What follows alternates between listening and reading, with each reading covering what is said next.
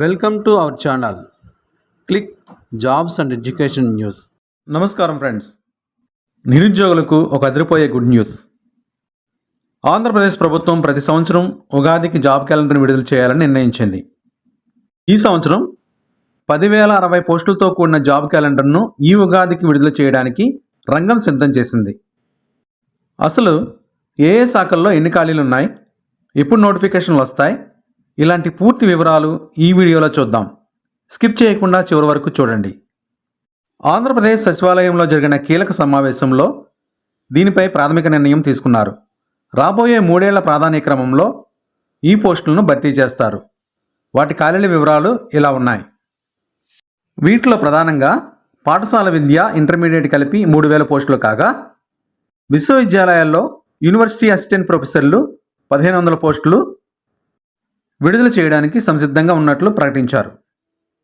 Police శాఖలో SI మరియు constable కలిపి 3,000 పోస్టులు, గ్రూప్ 1 100 పోస్టులు, గ్రూప్ 2 500 పోస్టులు భర్తీ చేసే అవకాశం ఉన్నట్లు ప్రకటించారు.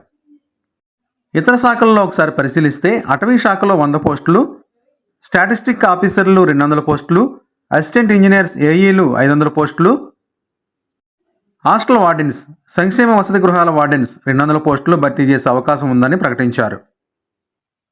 ఇవన్నీ ప్రాథమిక అంచనాలు మాత్రమే. ముఖ్యమంత్రి చంద్రబాబు నాయుడు గారితో చర్చించిన తర్వాత ఏ శాఖలో ఎన్ని పోస్టులు ఖచ్చితంగా భర్తీ చేస్తారనే దానిపై పూర్తి క్లారిటీ రానుంది.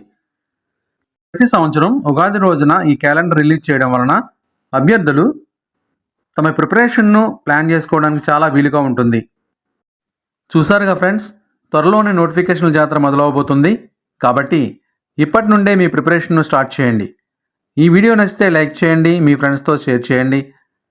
మరిన్ని జాబ్ అప్డేట్ కోసం మన ఛానల్ని సబ్స్క్రైబ్ చేసుకోండి, మర్చిపోకండి.